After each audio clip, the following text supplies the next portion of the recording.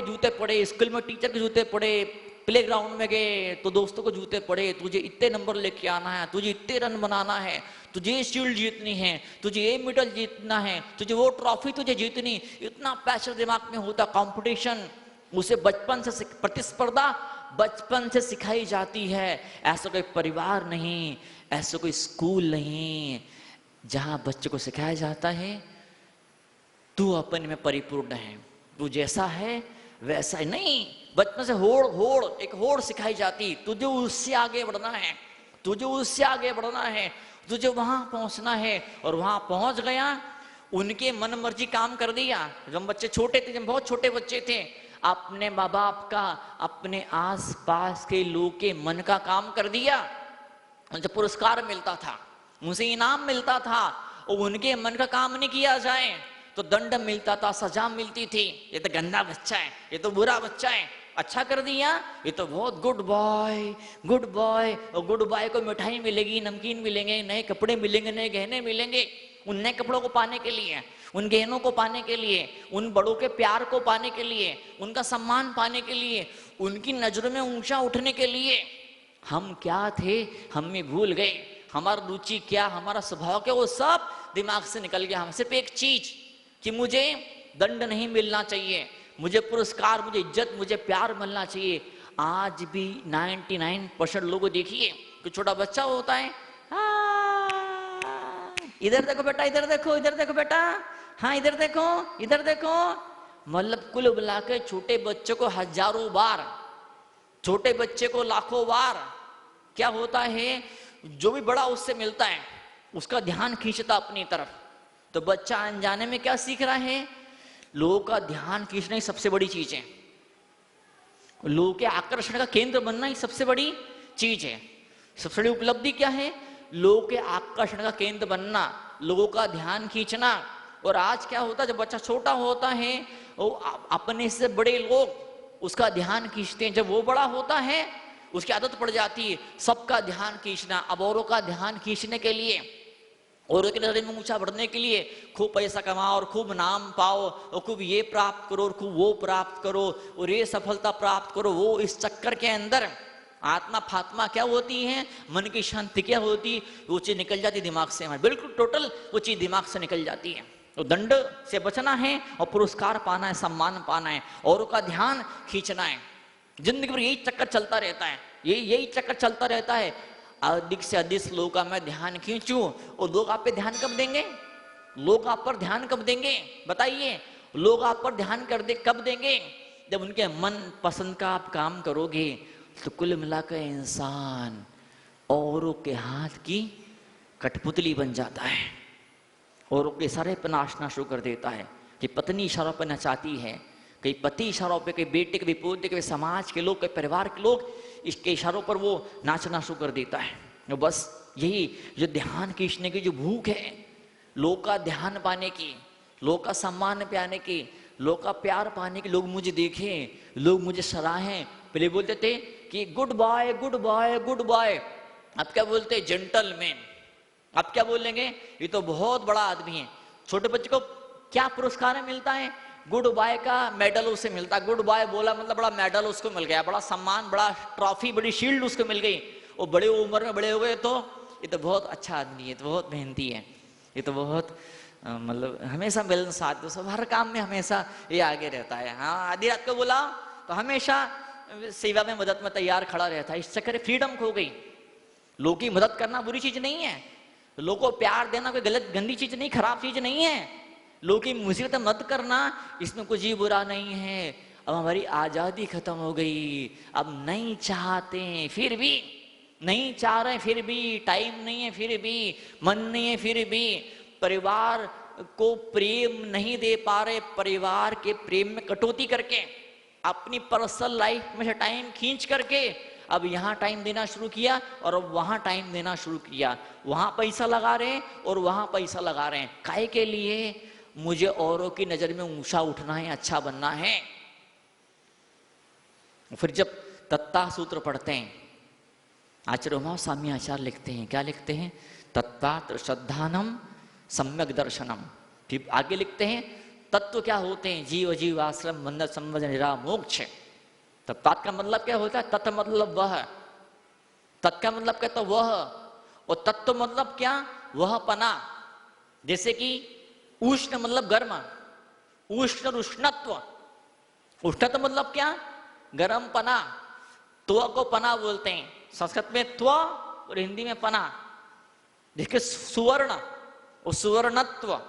सुवर्णत्व मतलब क्या? सोना पना। स्वर्ण मतलब सोना, सोना पना मतलब क्या? पीलापन, चमकीलापन, भारीपन, महंगापन, ये इतने सारे पन मिले। तो आचार्य उमा स्वामी आचार्य लिखते हैं तत्व का मतलब क्या होता है कि आत्मा का आत्मापना क्या है? आत्मा का आत्मापना क्या है? वो क्या है? आत्मा अजर है, अमर है। वस्तु का स्वरूप क्या है? आत्मा है कैसी? वो चीज दिमाग दुनिया ने, परिवार ने, समाज ने थोप दिया। कल चर्चा करी थी आपने इस बारे में कि बच्चा पैदा हुआ, उसे धर्म, संस्कृति, सभ्यता, संस्कार, हर चीज थोप दी जाती है, या ट्रांसफर की जाती है, डिलीवर की जाती है, औरों से मिलती है।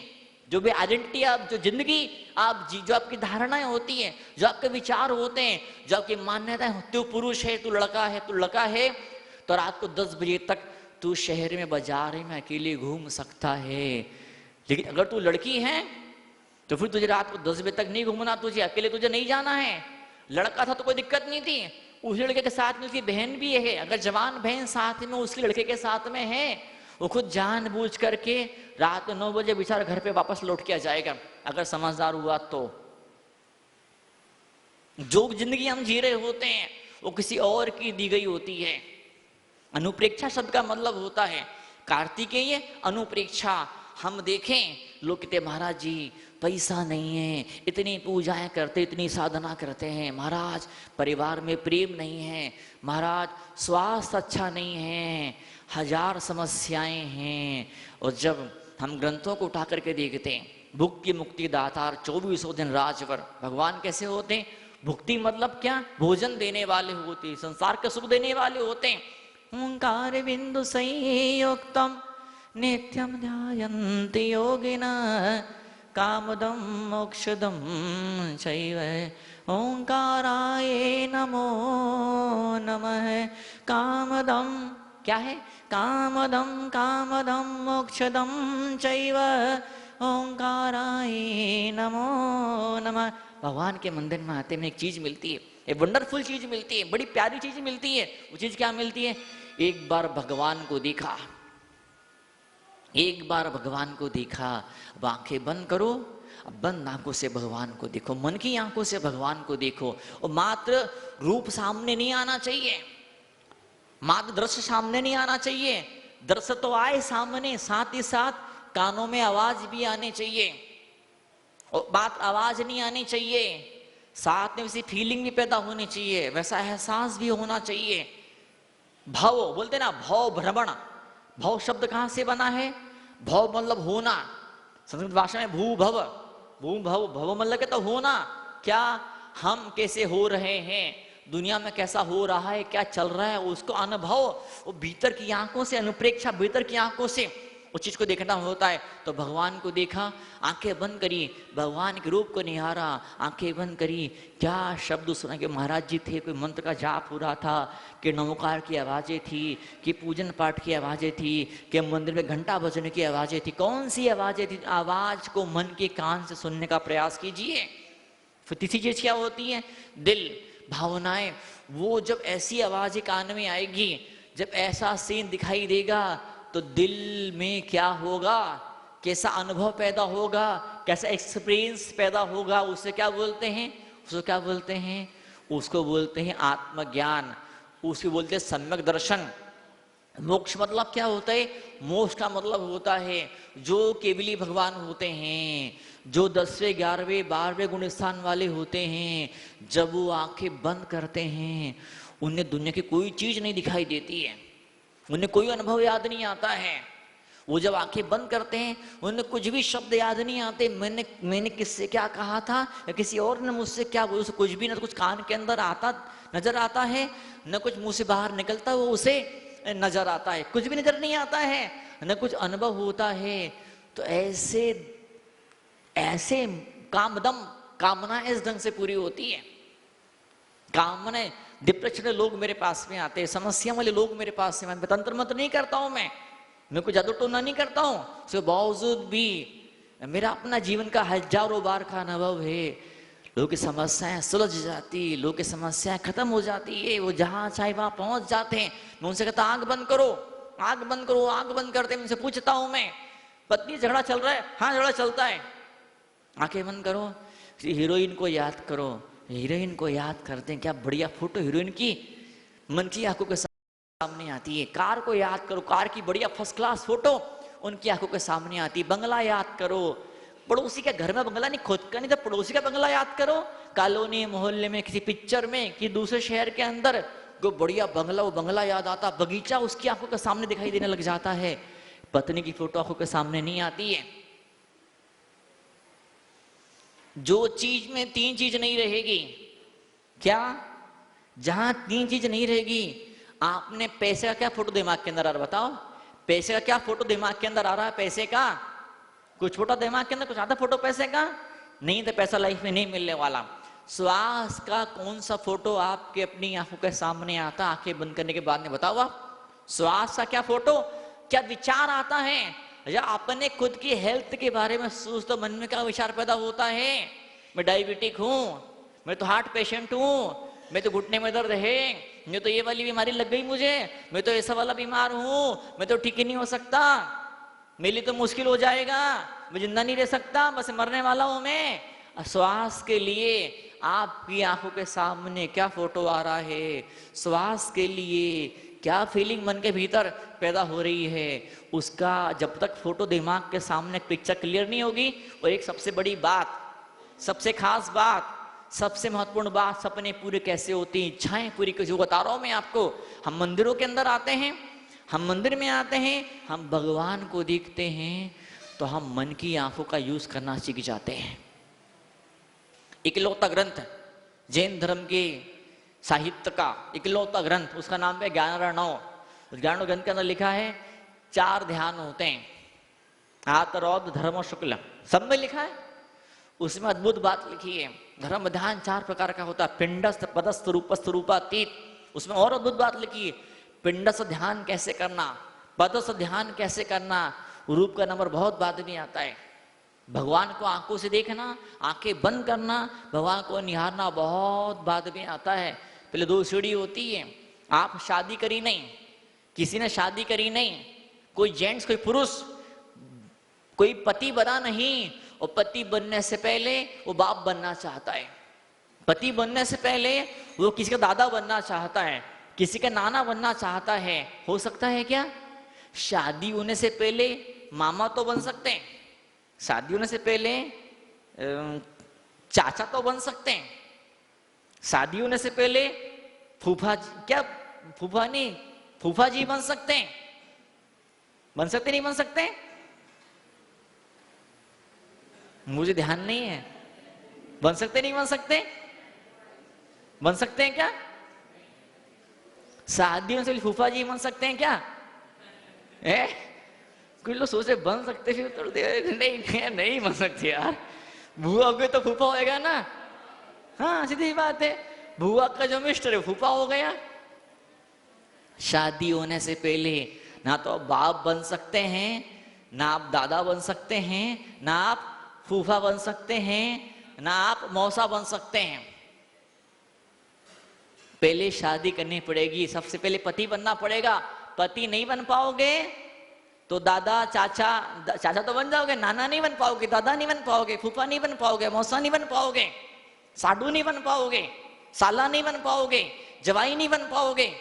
पहले शादी होना जरूरी होती है, सबसे पति बनना पड़ता है। पति बनोगे ये सारे रास्ते खुलेंगे आपके। पहली सीढ़ी है, ये पहली सीढ़ी है। पहली क्लास में नहीं पढ़ोगे, दूसरी तीसरी दिमाग में घुसने नहीं वाली है, दूसरी तीसरी क्लास में एडमिशन आपका नहीं होने वाला है। तो ऐसे ही अगर ये पिंडस्थ ध्यान नहीं किया, पदस्थ ध्यान नहीं किया, तो रूपस्थ ध्यान नहीं हो पाएगा। रूपस्थ ध्यान मतलब क्या? रूपस्थ ध्यान मतलब क्या? भगवान को निहारना, भगवान की मूर्ति आंखों के सामने आती नहीं है। तीसरी स्टेप है वो, और चौथी स्थिति क्या है? सिद्ध स्वरूपो हम, ज्ञान स्वरूपो हम। काली, काली देवी, रामकृष्ण परमहंस जिंदगी भर काली देवी की साधना करी। कितने भयंकर गजब का त्याग, गजब की तपस्या, गजब की साधना। वो काली साक्षात प्रकट हो जाती थी आंखों के सामने। आप कैसे बात करते पत्नी से? महाराज ये काली की तरीके तो है वो भी, जब गुस्से में आती है ऐसे बाल बिखेर कर ऐसी जीभ निकाल देती। होता नहीं होता ऐसा? तो वो काली से बात करते थे, उसके साथ भोजन करते थे। एक गुरु मिले तोतापुरी, एक बड़ी प्यारी कहानी है। उस कहानी का मतलब को आप समझिएगा। शिक्षा क्या है? शिक्षा पे आप जाइए, कहानी को पकड़ के मत बैठ जाइएगा, शिक्षा पे आप जाइएगा। एक संत तोतापुरी नाम के संत मिले, उन्हें पूछा कि रामकृष्ण तू क्या करता है? बोले काली का ध्यान करता हूँ, काली सामने बैठती, काली से बातें करता हूँ मैं, मेरी माँ है, मेरी देवी है। जैसे मैं कैसे आपसे बातें कर रहा हूँ ऐसे मैं काली से बात करता हूँ। बोले यार रामकृष्ण तेरी पूरी लाइफ पानी में चले गई, तेरी पूरी लाइफ पानी में चले गई, तेरा जीवन बर्बाद, तूने कुछ साधना नहीं करी, जो कुछ भी अध्यात्म में तुझे कुछ भी प्राप्त नहीं हो पाया, तुझे तेरी पूरी साधना बकवास, खत्म हो गई, खत्म तेरी पूरी साधना तेरी खत्म हो गई। बोले आप कैसी बात करते हो? अरे लोगों काली की मूर्ति दर्शन नहीं होते, लोगों को काली की मूर्ति दर्शन नहीं होते हैं। मुझे साक्षात देवी सामने आ रही बैठ, जब चाहूं तब देवी प्रकट होती, जब चाहूं तब अपना दिल खोल के सब कुछ, दिल का दुखड़ा, दिल का सारा रोना सुना सकता हूं मैं। बोले नहीं, मेरी बात मानेगा? बोले मानूंगा गुरुदेव, आप तो गुरुदेव माने, गुरु माना आपको, आपकी बात मानूंगा मैं। बोले काम कर, अब एक काम करना, तलवार बनाना, काट देना काली के सिर को। बोले बाप रे, आप किसी पाप की बातें करते हैं? बोले काट देना काली के, किसी बात करते हैं आप? यही बात गणेश जी के यहाँ पर होती है, यही बात दुर्गा जी के यहाँ पर होती है।